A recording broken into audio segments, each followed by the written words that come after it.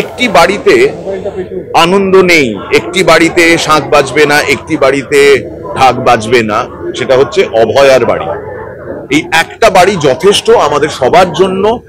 মাথা নিচু হয়ে যায় ভেবে, মাথা নিচু হয়ে যায় এটা ভেবে যে আমরা কি আনন্দে কি ফুর্তিতে একটা নতুন জামা গায়ে দেব। 50 দিন গণকনভেনশন করলেন, এমন একটা জায়গায় কথা হলো যে হল মিলল না কলকাতায়। আমাদের এখানে তো এর আগেও দেখেছি যে নাটকের জন্য হল মঞ্জুর করা হয় না, বা বিভিন্ন মানুষ যারা হয়তো প্রশাসকের বিরুদ্ধে কথা বলেছেন বা খুব একটা ঘনিষ্ঠ নন তাদেরকেও জায়গা করে দেওয়া হয় না। কোনো হলও যদি অ্যাভেলেবল না থাকে, আমরা খোলা আকাশের তলায় দাঁড়িয়ে নিজেদের কথা বলার অধিকার রাখি। একটা গণতান্ত্রিক স্টেটে আমার মনে হয় এটা সম্ভব।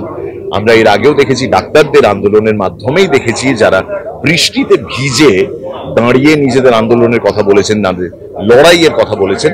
সুতরাং হল পাই না পাই, বাইরে হলেও এরকমই হাউসফুল হবে। 50টা দিন পেরিয়ে গেল, হলের কথা যখন বললে তখন ওই সিনেমার কথাটাই বলি। আমি একটু আগে ভেতরে বলছিলাম কনভেনশনে যে ওয়েস্ট বেঙ্গল জুনিয়র ডক্টরস ফ্রন্টের যদি একটা সিনেমা হয়, একটা ইউটোপিয়ান সিচুয়েশন ভাবছি, যার নাম উই ডিমান্ড জাস্টিস, তাহলে সেই সিনেমা সগৌরবে চলিতেছে।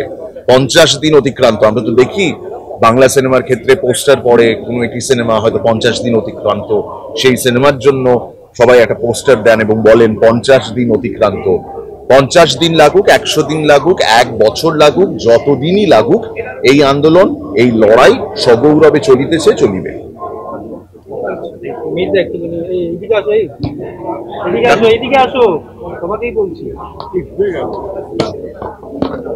আর কারো প্রশ্ন?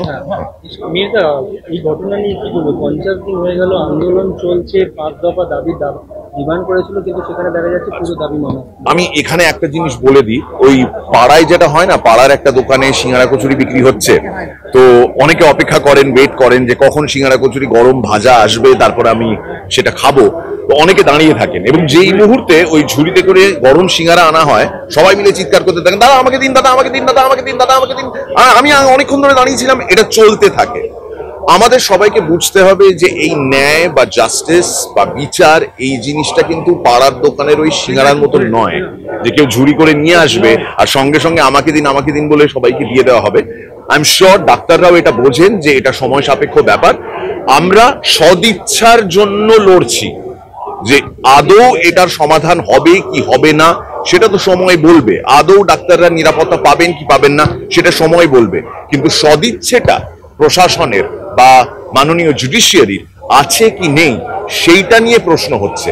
আসলে মানুষ অধৈর্য হয়ে ওঠে, যত দেরি হয়, এক একটা দিন যায়।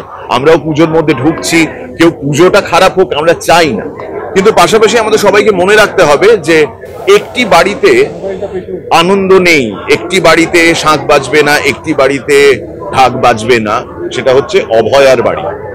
এই একটা বাড়ি যথেষ্ট আমাদের সবার জন্য।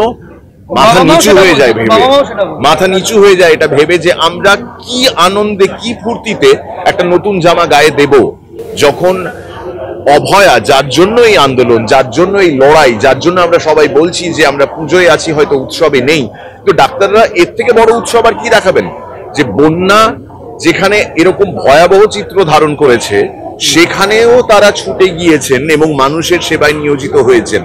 তো মানুষের জীবন বাঁচানোর এই যে উৎসব, এটাকে যদি আমরা উৎসব বলি তাহলে ডাক্তাররাও উৎসবে ফিরেছেন, কিন্তু দৃষ্টিভঙ্গিটা একটু অন্যরকম।